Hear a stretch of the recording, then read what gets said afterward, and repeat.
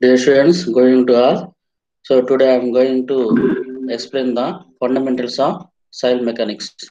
So how soil is formed, what is the origin of soils, and also the fundamental relationships that I am going to discuss now. So let us see what you mean by soil. A soil is defined as the solid particles obtained by physical disintegration and chemical decomposition of rocks. Physical disintegration means only the size reduces. Large size rock fragments is converted into small pieces due to mechanical breakdown of rock particles.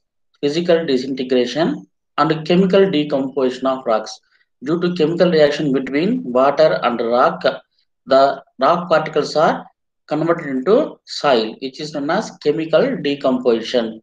So, soil is defined as the solid particles, small size solid particles obtained by physical disintegration and chemical decomposition of rocks. So, soil is obtained from rocks.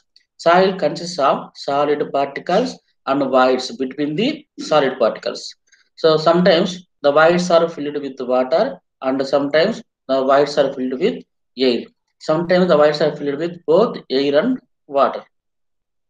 So origin of soil. So which is the main source for the formation of soil? So geological cycle, which goes continuous in nature, is the origin for soils. So geological agents. So we have geological agents. So these geological agents make a geological cycle. So geological agents means the natural forces which are responsible for modifying the irregularities on the surface of the earth. So we have two types of geological agents. One is endogenous geological agents and exogenous geological agents. Endogenous geological agents originates below the earth surface. So these originates below the earth surface. For example, earthquake, volcanic eruption, groundwater, etc. So these endogenous geological agents causes irregularities on the earth surface. So in order to get a plane surface or in order to get the equilibrium, exogenous geological agents. Exogenous geological means which originates the natural forces which originates above the earth surface, such as ocean, river, glacier, and gravitational forces. So in order to get equilibrium, the exogenous agents acts on these irregularities on the surface and modifies the irregularities on the surface. So the origin of soil is geological cycle, which goes continuous in nature due to geological agents. So geological agents means the natural forces which are responsible for modifying the irregularities. So due to endogenous geological agents and exogenous geological agents, irregularities are found and these irregularities are removed. So geological cycle consists of erosion or weathering, transportation, deposition, and upheaval. So, due to endogenous geological agents, elevations are formed, just like hills. Elevations are formed. Rock surfaces, a larger size, the rock particles are formed. So, because when these rocks particles or elevations are subjected to weathering or erosion action, the top layer will be loosened and it is removed. This top layer is transported by exogenous geological agents which originates above the earth surface, such as water or wind. So these loosened rock fragments are transported from one place to another place. When the velocity of geological agents reduces, then these soil particles are deposited. Then after deposition, slowly again irregularity is formed, which is known as upheaval. So the gate question here is the correct sequence of geological cycle consists of so first erosion or weathering, next transportation, next deposition, next upheaval. So there may be some changes in objective questions. So the sequence may be changed. So you need to identify the correct sequence. Weathering, transportation, deposition, upheaval. This is the correct sequence of geological cycle. So first erosion or weathering occurs, then due to erosion or weathering, the top layer is removed, the top layer of rock is removed, and this is transported by natural geological agents. Then after transportation, it is deposited. So after deposition, due to consolidation of the deep soil layers, upheaval is formed. This is the correct sequence of geological cycle: weathering, transportation, deposition, and upheaval. So formation of soil. The soil is formed due to weathering. So weathering is again divided into two types: physical or mechanical weathering, chemical weathering. So physical weathering means only breakdown of rock fragments into small pieces. So rock fragments means it is a large size particles. They are broken due to some agents into small pieces. That such a process is known as physical or mechanical weathering. Chemical weathering means due to some chemical reactions between the rock minerals and water, there may be change in there may be conversion of rock particles into soil. That is known as chemical weathering. So physical or mechanical weathering involves temperature changes, frost action, abrasion, attrition, spreading of roots, men and animals. Chemical weathering includes hydration, hydrolysis, carbonation, leaching or solution, or oxidation. So temperature changes means during daytime the rock surface is subjected to heat. So, but the core inner surface of the rock is subjected to low heat. At the same time, in the during night times, the top surface is subjected to low temperature. The inner surface is subjected to high temperature due to unequal temperature on the surface and inner surface of the rock. There may be the expansion or contraction, unequal expansion and contraction of the rock particles. Due to unequal expansion and contraction of the rock, internal stresses will develop and large size rock fragments are broken into small pieces. Frost action means rock particle consists of some voids. So during rainy season, the voids are filled with water. So when temperature lowers below freezing point, what will happen? This water is converted into ice crystals. So the volume increases. When the volume of water increases, ice crystals increases, it will exert some pressure on the cracks of the rock particles so that the large size rock fragments are converted into small pieces. So abrasion during transportation, what will happen?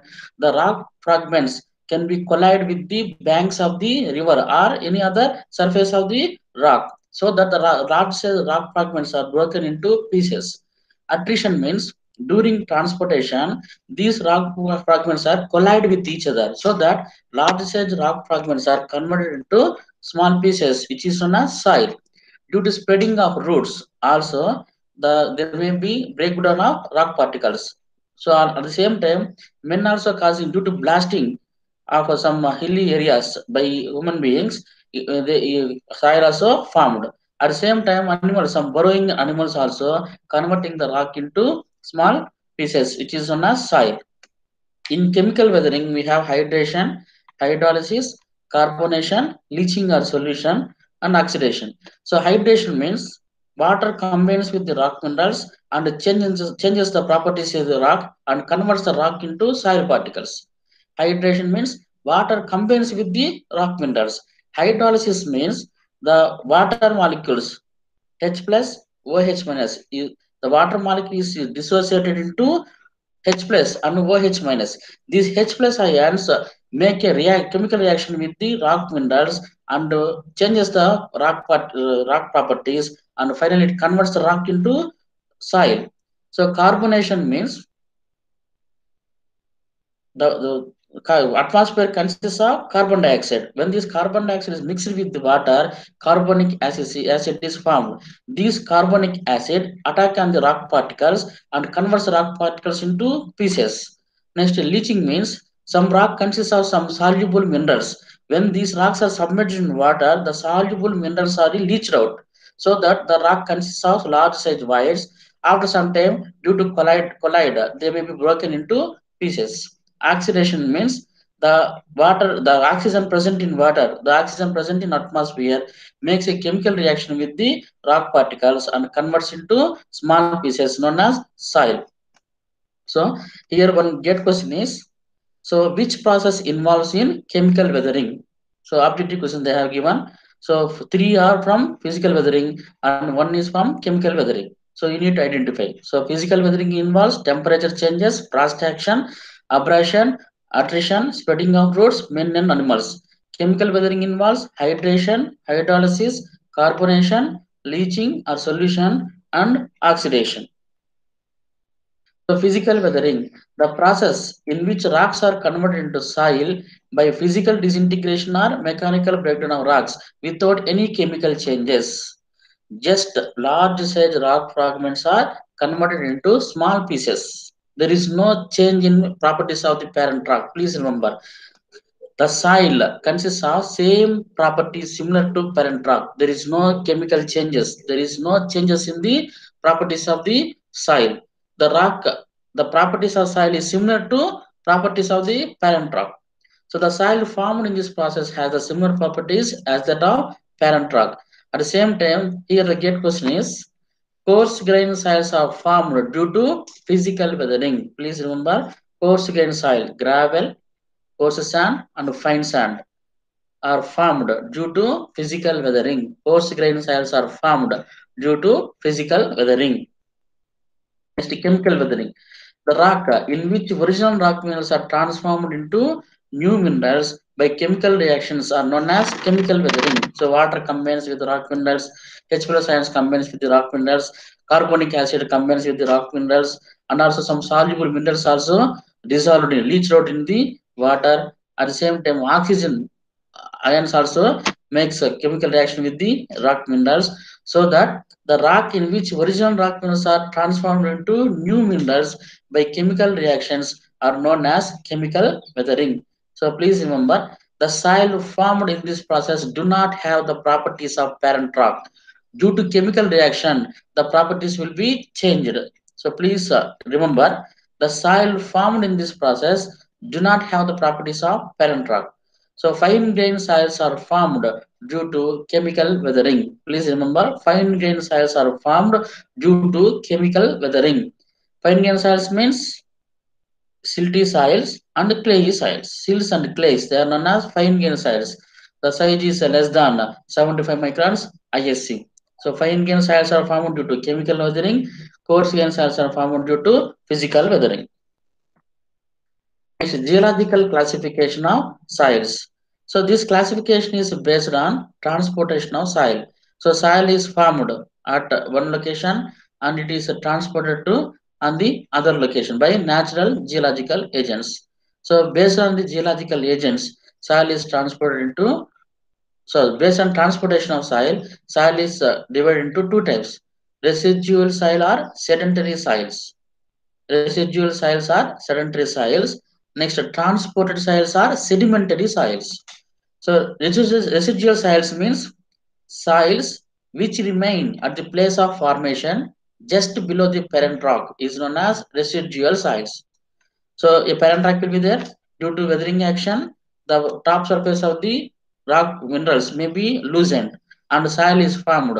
This soil is not transported to another location. The soil is placed just below the parent rock. So there is no transportation of soil. The soil exists at the bottom of the rock. Such type of soils are known as residual soils or sedentary soils. Soils which remain at the place of formation just below the parent rock is known as residual soils.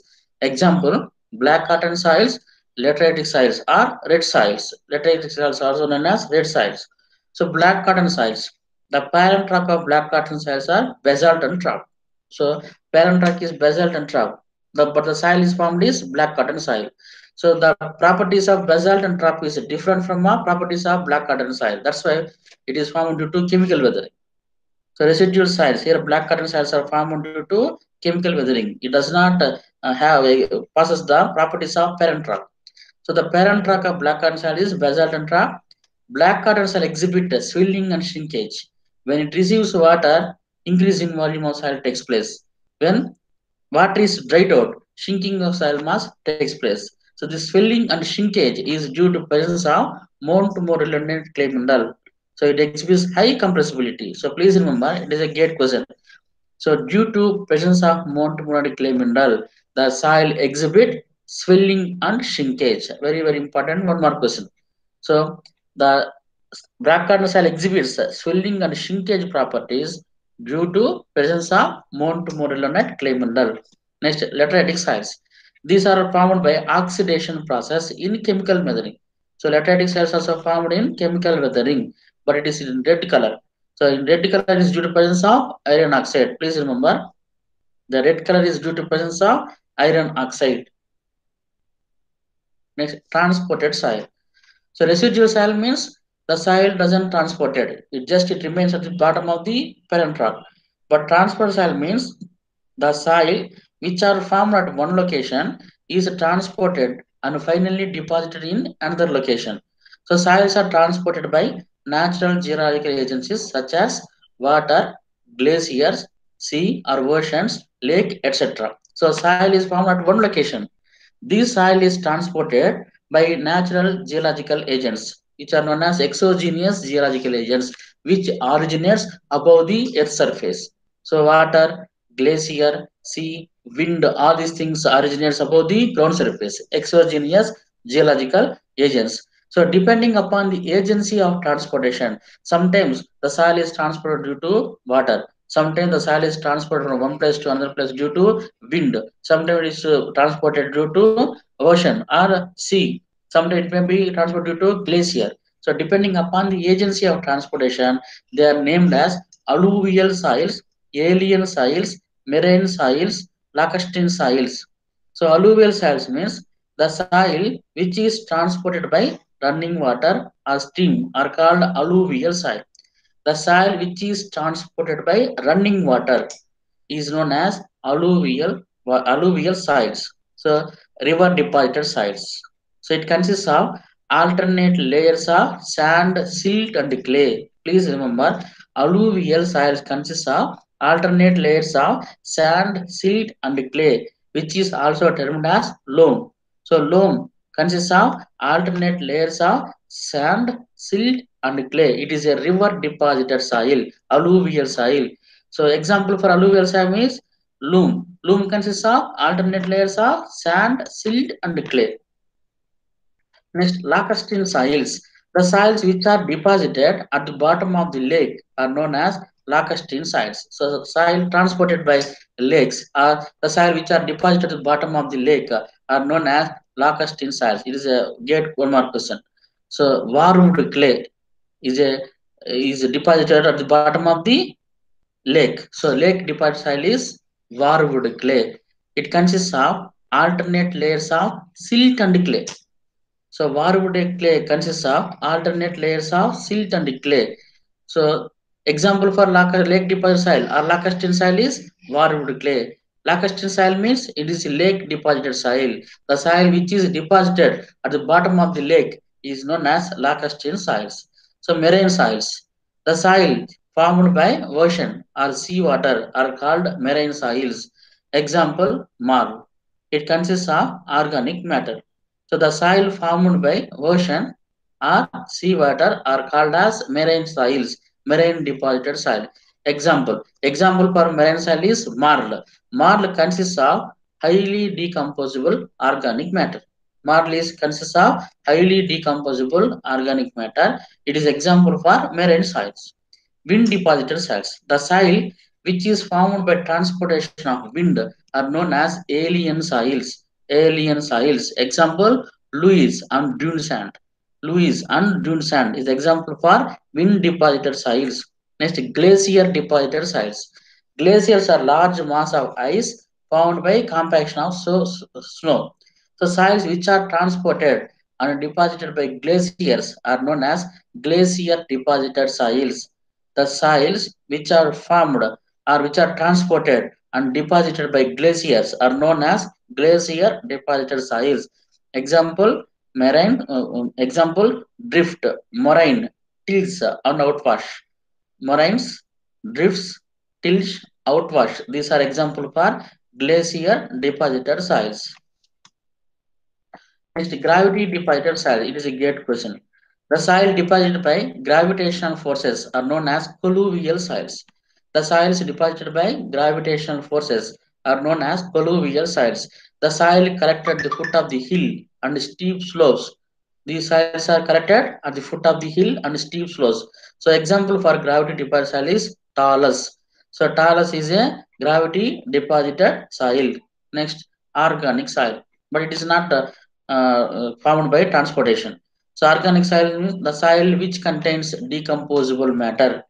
So decomposable matter, then it is known as organic soil. Your soil consists of highly decomposable matter. It is known as organic soil. Another name of organic soil is cumulose soils. Cumulose soil is another name of organic soil. Example, peat, humus, and muck.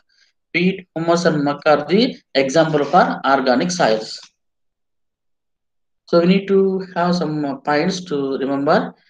If soil mass consists of all size particles in equal proportions, then the soil is known as well-graded soil. If soil mass consists of all size particles in equal proportions, coarse grained soil, medium soils, and fine grained soils, all particles are proportioned in equal proportions.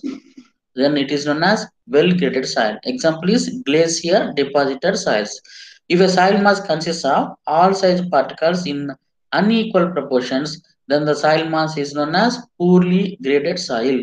Poorly graded soil. Example is alluvial soils. So, well-graded soil example, glacier deposited soil. Poorly graded soil example, alluvial soils, river deposited soils. If soil mass consists of same size of particles throughout the mass, so in a soil mass, all particles are equal size. Then it is known as uniformly graded soil. Uniformly graded soil. Example is wind deposited soils. In a soil mass, if some particle size of particles are missing, the soil mass is known as gap graded soil. In sieve analysis, the top sieves may be retained with some soil and bottom sieves also retained with some soil, but the intermediate sieves are empty. That means some intermediate particle sizes are missing. Such type of soils are known as gap graded soil. Next, basic definitions, relationships, and interrelationships. So generally soil is composed of solids and voids. So in partially saturated soil, some of the voids are filled with air, some of the voids are filled with water. In partially saturated soil, some of the voids are filled with air and some of the voids are filled with water. In fully saturated soil, all voids are filled with water. In perfectly dry soil, all voids are filled with air. So in actual practice, these three constituents are blended together to form complex material. But it is very difficult to understand the behavior of the soil by using this complex material. So for better understanding of the behavior of the soil, for better understanding of the behavior of the soil, these three constituents are separated and represented in a diagram which is known as three-phase diagram or block diagram. So generally, the soil is composed of solids and voids. Voids may be filled with air or water or both. So generally, these three constituents are blended, mixed with each other. It is very difficult to understand the behavior of the soil by taking reference as this complex diagram, so that for better understanding, the soil is divided into or separated into three constituents: solid, water, and air. So this diagram, which consists of three phases, is known as three-phase diagram or block diagram. So, but this three phases exist only for partially saturated soil, because some of the voids are filled with water and some of the voids are filled with air.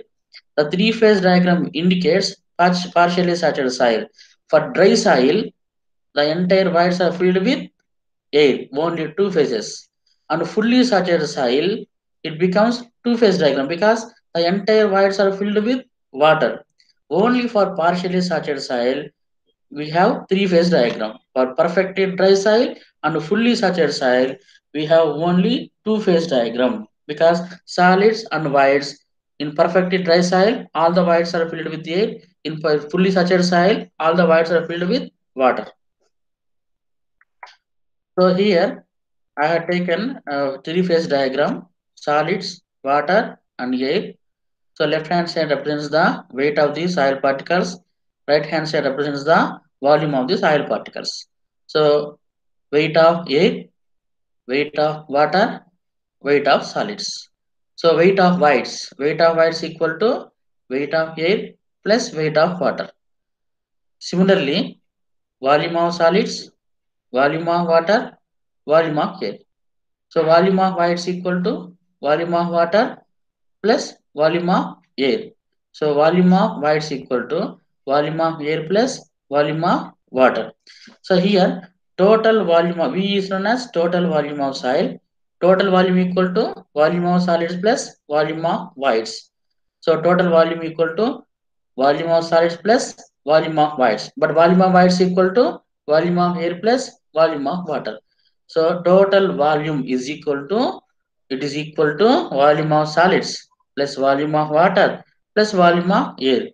Total weight of soil equal to weight of solids plus weight of water plus weight of air.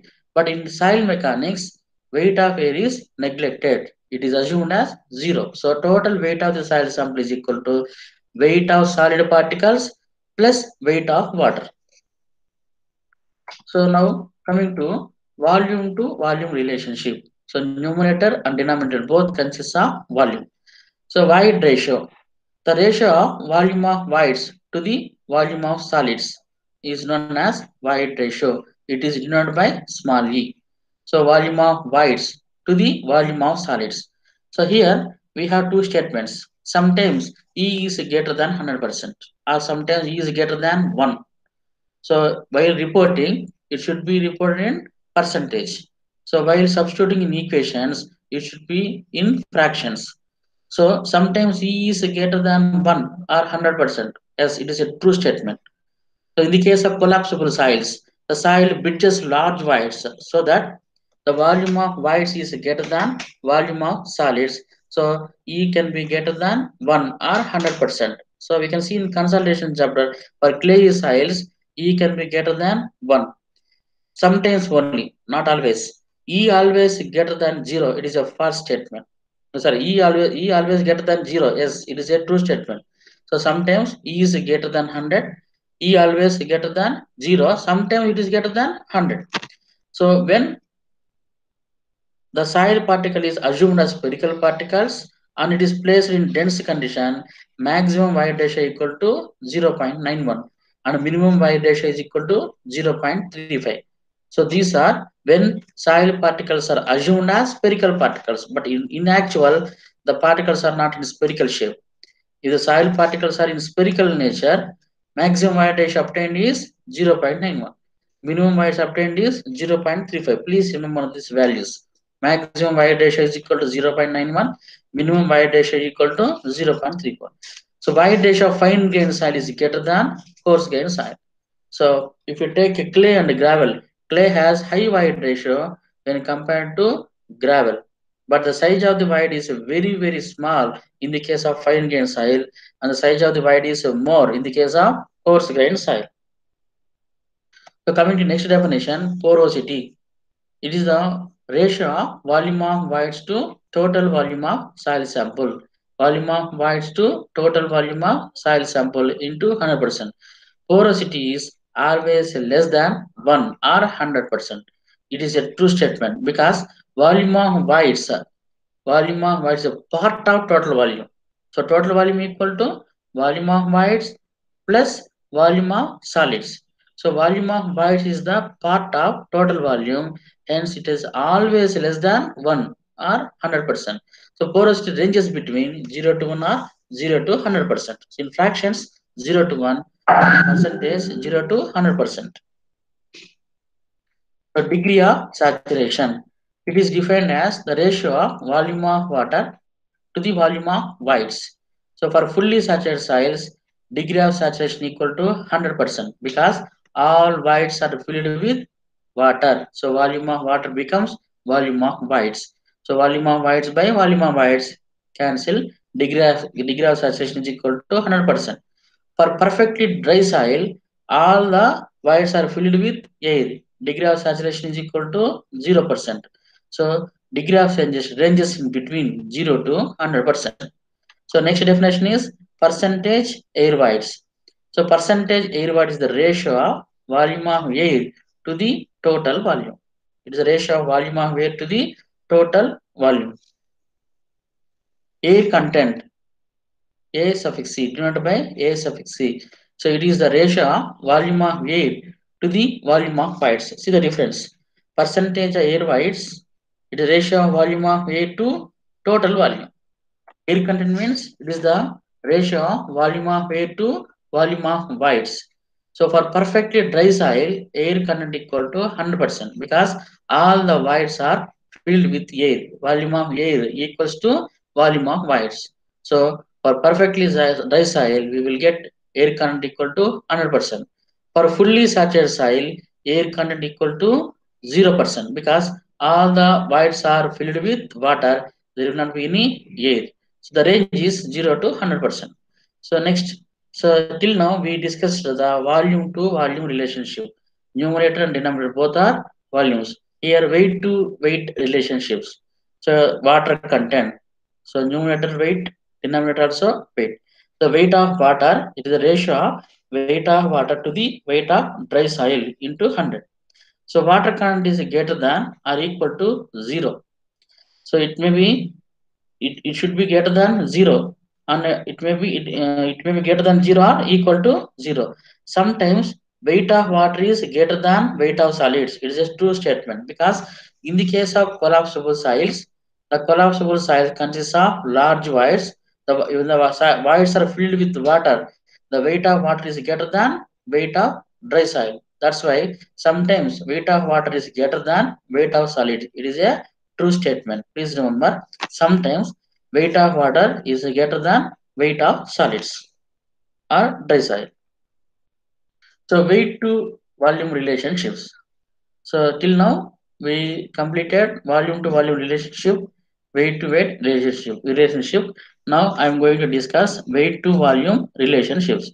Bulk unit weight. So bulk unit weight is the ratio of weight of partially saturated soil to the total volume of soil. So here please remember, weight of partially saturated soil. Weight means weight of air, weight of water, weight of solids. Here we are considering the volume of voids.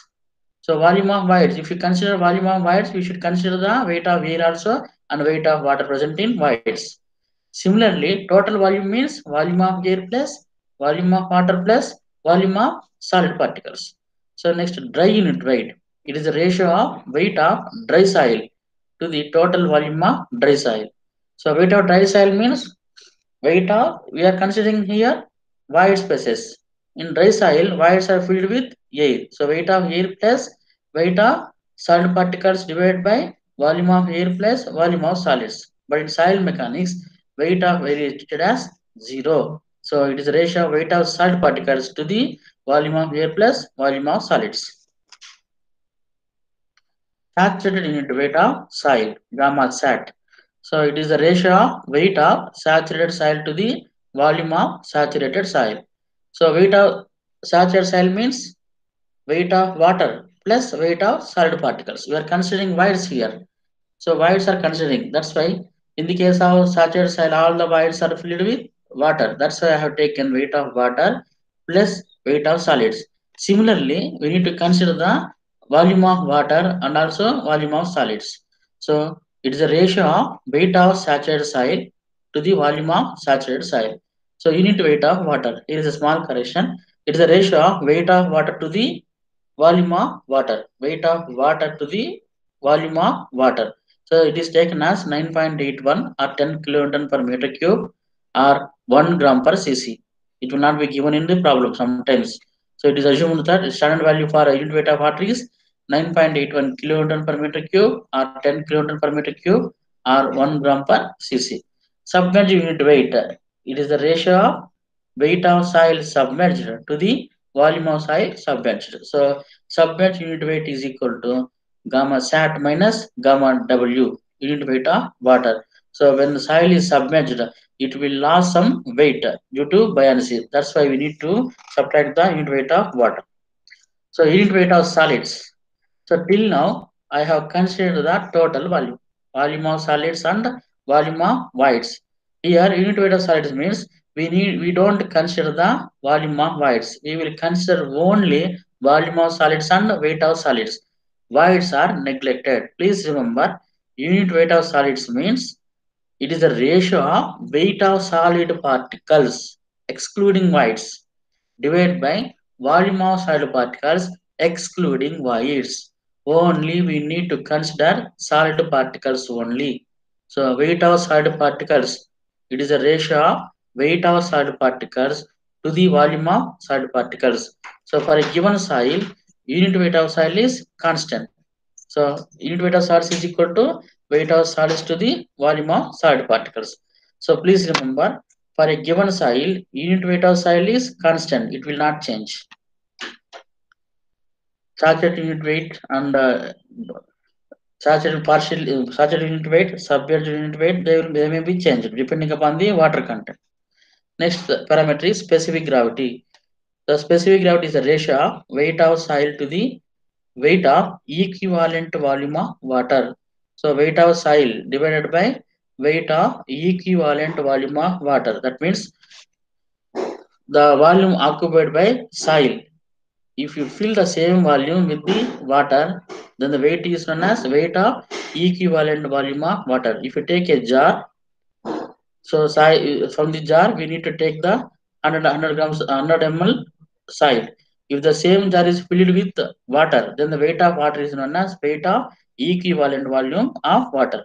So specific gravity is divided into two types: apparent or mass specific gravity, true or absolute specific gravity. So apparent specific gravity, apparent means as temporary. So apparent specific gravity is obtained by considering the void spaces between solid particles. So here we are considering the voids. So when voids are considered, when you take the volume of water and volume of air.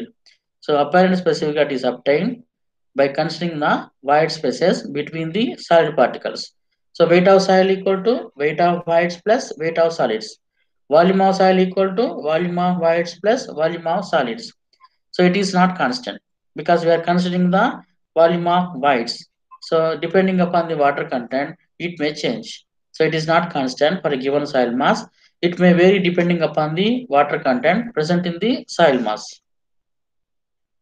So for perfectly dry soil, apparent specific gravity or mass specific gravity is the ratio of weight of dry soil to the weight of equivalent volume of water. So if you see the equation, finally we will get apparent specific gravity or mass specific gravity of perfectly dry soil is equal to unit weight of dry soil divided by unit weight of water, gamma D divided by gamma W. Dry unit weight divided by unit weight of water. So for fully saturated soil, it is a ratio of apparent specific gravity or mass specific gravity. It is a ratio of weight of saturated soil to the weight of equivalent volume of water. So weight of saturated soil divided by weight of water. If you solve it, we will get gamma sat by gamma W. So GM is equal to unit weight saturated unit weight divided by unit weight of water. So for partially saturated soil mass, GM is equal to bulk unit weight divided by unit weight of water. So it is the ratio of bulk unit weight to the unit weight of water. So next one is true specific gravity and absolute specific gravity. So in this case, we don't consider volume of voids. So we don't consider volume of air, we don't consider volume of water because we are neglecting the volume of voids. So it is a ratio of unit weight of solids to the unit weight of water. So the difference between mass specific gravity and true specific gravity is in mass specific gravity we are considering the volume of voids.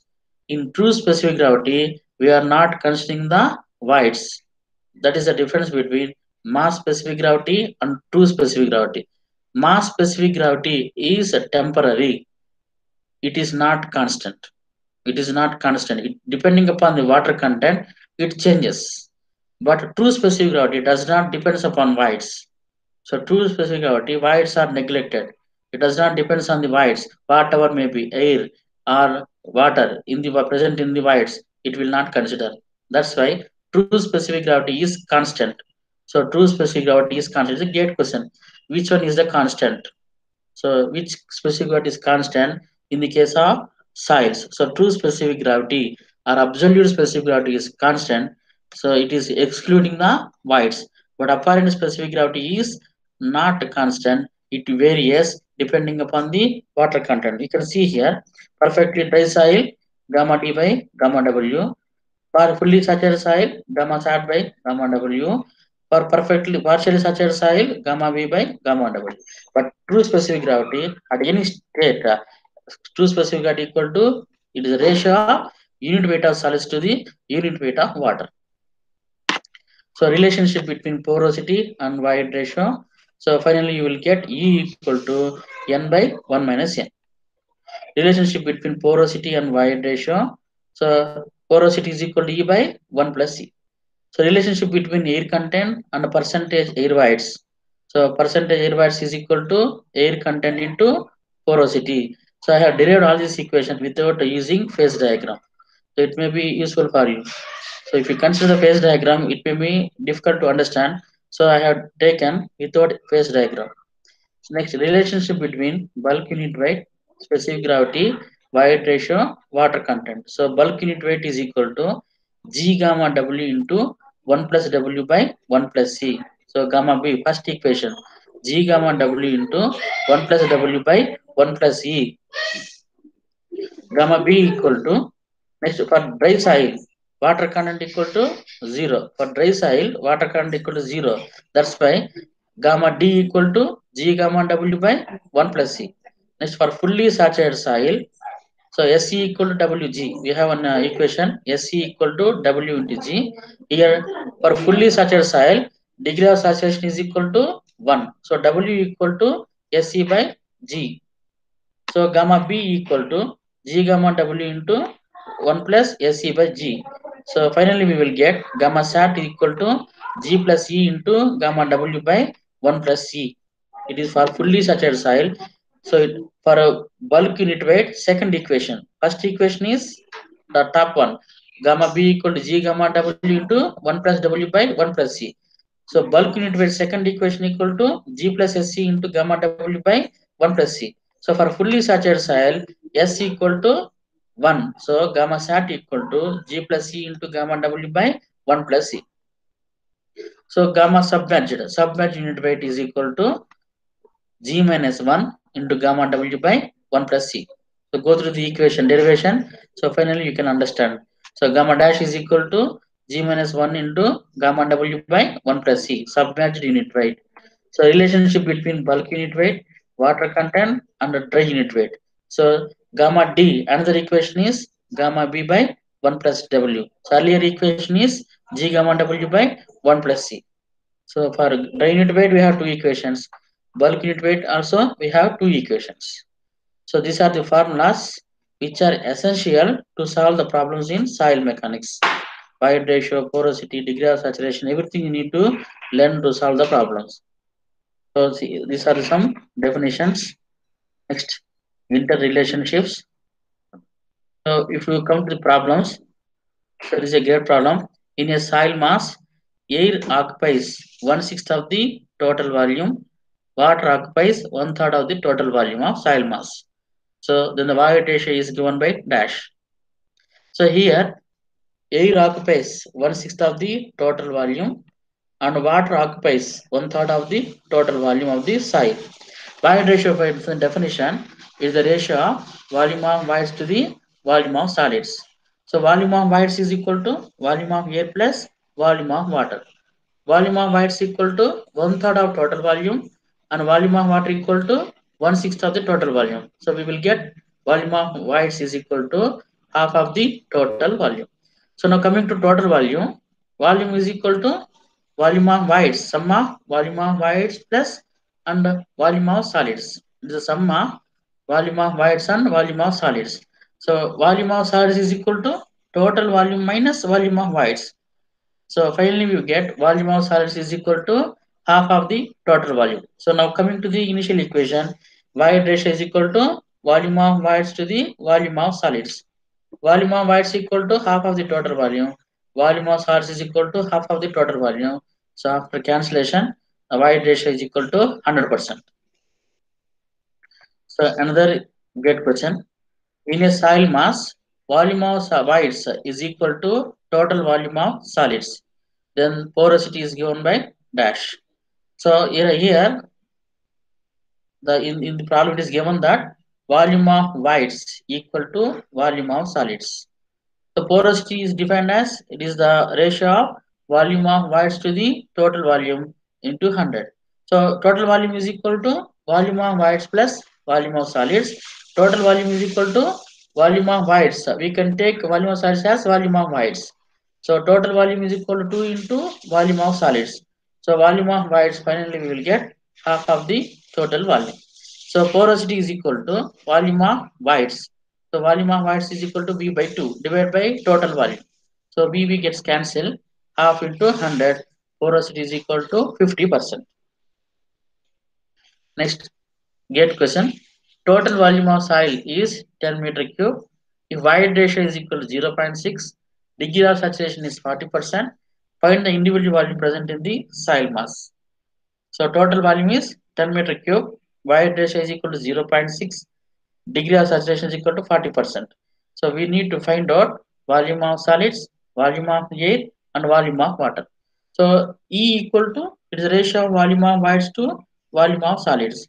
So from the equation, volume of voids equal to E into volume of solids. So total volume is equal to volume of voids plus volume of solids. Here I am taking volume of voids as 0.6 into volume of solids. E into volume of solids. E equal to 0.6. Total volume equal to 10. So 10 is equal to, we will get 1.6 into volume of solids. So volume of solids is equal to 1.6 by 10. That is equal to 6.25 meter cube. So volume of solids is equal to 6.25 meter cube. So now we need to find out volume of water and volume of air. So degree of saturation is equal to, it is the ratio of volume of water to volume of voids. So degree of saturation is given by 40%, that means 0.4. So volume of water equal to 0.4 into volume of voids. So volume of water is equal to 0.4 into volume of voids is equal to 0.6 into volume of solids. 0.6 into 6.25. Volume of water equal to 1.5 meter cube. So total volume equal to volume of air plus volume of water plus volume of solids. So total volume we know that 10 meter cube. So volume of air we need to find out. Volume of water already find out 1.5 meter cube, and volume of solids equal to 6.55 meter cube. So finally by solving this we will get volume of air equal to 2.25 meter cube. So next, this question, if you solve this question, you are able to solve the 2 marks questions. This is essay question, but if you practice it, you can solve the gate questions. So here a soil sample of porosity 40%, specific gravity of grains equal to 2.7. So we need to calculate void ratio, dry unit weight, bulk unit weight. The soil is 50% saturated, saturated unit weight, and submerged unit weight. We need to find out the unit weights here. So the values given in the data is porosity equal to 40%, grain specific equal to 2.7. So void ratio equal to E equal to N by 1 minus N. You know that porosity equal to 0.4. So 0.4 divided by 1 minus 0.4, E equal to 0.66. Second thing is dry unit weight. Gamma D equal to G gamma W by 1 plus C. So gamma W equal to 10 kiloton per meter cube. So gamma D equal to G 2.7, gamma W 10 divided by 1 plus E 0.66. So dry unit weight equal to 16.26 kilonewton per meter cube. Next, gamma B, bulk unit weight equal to G plus SC into gamma W by 1 plus C. G 2.7, degree of saturation 0.5, and void ratio 0.66. Gamma W equal to 10. Void ratio 0.66. So bulk unit weight equal to 18.25 kilonewton per meter cube. Saturated unit weight. So in saturated unit weight, degree of saturation is equal to 1. So G plus E into gamma W by 1 plus C. So if after substituting the values in the equation, we will get saturated unit weight is equal to 20.24 kilonewton per meter cube. Submerged unit weight is equal to gamma dash equal to G minus 1 into gamma W by 1 plus C. Gamma dash equal to 10.24 kilonewton per meter cube. So next, so if you see the values, gamma D equal to 16.26, gamma B equal to 18.25, gamma sat equal to 20.24, gamma dash equal to 10.24. Which one is higher? Gamma sat. Then bulk unit weight. Then dry unit weight. The last one is gamma dash. This is a gate question. The correct sequence. Identify the correct sequence. So unit weight of solids. Unit weight of solids equal to weight of solids to the volume of solids. In the case of unit weight of solids, we don't consider the volume of voids, so that area decreases. When the area decreases, unit weight of solids increases. So unit weight of solids always greater than the remaining unit weights. So first highest value is unit weight of solids, then saturated unit weight, then bulk unit weight, then dry unit weight.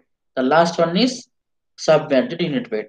So next question is, a saturated sample weight weight 352 grams. A saturated sample weight is 352 grams. After oven drying, its weight is reduced to 290 grams. So after placing in oven, the weight reduced to 290 grams. Initially 352. Specific gravity of solids and mass specific gravity are 2.65 and 1.85 respectively. So we need to determine water content, void ratio, porosity, and degree of saturation. So saturated unit weight of soil is 352 grams. So after placing in oven, dry unit weight of soil is 290 grams. So the unit weight of solids is given and mass specific gravity also given 2.65 and 1.85. So water content equal to, it is the ratio of weight of water to weight of dry soil. So weight of water, how can we get? By subtracting the dry unit weight from the saturated unit weight. So by subtracting the dry unit weight of soil from the saturated unit weight of soil, we will get weight of water. So weight of water divided by weight of dry soil, 290 grams. So water content equal to 21.37%. So GM, mass specific gravity, equal to gamma B by gamma W. So gamma B is equal to GM into gamma W. 1.85 into, I have taken gamma W as 10 kilonewton per meter cube. So gamma B is equal to 18.5 kilonewton per meter cube. So gamma D is equal to, so relationship we have gamma B by 1 plus W. So gamma D equal to gamma B 18.5, 1 plus water content 0.21. We will get dry unit weight as 15.25 kilonewton per meter cube. Next, void ratio. So we have an equation gamma D equal to G gamma W by 1 plus C. From this equation, E equal to G gamma W by gamma D minus 1. So E is equal to 2.65 G into 10 divided by gamma D 15.25 minus 1. E equal to 0.73. Porosity equal to E by 1 plus C. So porosity equal to E equal to 0.73 by 1 plus 0.73. So finally porosity is equal to 0.42. That means 42%. So degree of saturation is equal to, we have an equation SC equal to W into G. SC equal to degree of saturation is equal to WG by void ratio. So degree of saturation is equal to 0.77, that means 77%. Degree of saturation is equal to 77%. So next one is, a soil has a bulk unit weight of 20 kilonewton per meter cube and water content 16%. So we need to calculate degree of saturation, porosity, percentage air voids, and air content. So gamma B equal to 20 kilonewton per meter cube, water content 60% is given in the problem. Specific gravity grams equal to 2.65. Next, gamma D is equal to gamma B divided by 1 plus W. So we know that W also known, gamma B also known. So gamma D equal to 17.24 kilonewton per meter cube. So E equal to G gamma W by gamma D minus 1. So substituting the values, G 2.68, gamma W 10, gamma D 17.24 minus 1, void ratio equal to 53%. So in the above problem, G is given as 2.65. Next, degree of saturation is equal to Wg by E. W equal to 16%, G equal to 2.65, void ratio equal to 0.53. Porosity is equal to E by 1 plus C. So E equal to 0.53. So porosity equal to 34%. Percentage air voids is equal to AC into N, product of air content and porosity. So we need to find out AC here first. So we have another relationship. AC, air content, is equal to 1 minus degree of saturation. So in voids, air plus water is equal to full voids. So AC is equal to 1 minus degree of saturation. So AC is equal to 1 minus 0.83. We will get 17%. So air content equal to 17%. So while substituting, we need to substitute in fractions. 0.17 into porosity equal to 0.34. So percentage air is equal to 5%.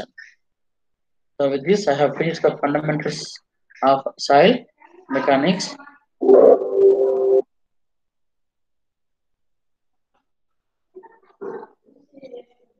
If you have any clarifications, you can ask now.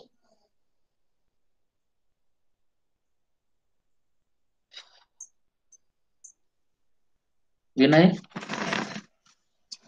Chetan, if you have any clarifications, Janesh, Satish, No, sir. if you have any clarifications, you can లేదు ask. Sir, అర్థమైంది sir బాగా.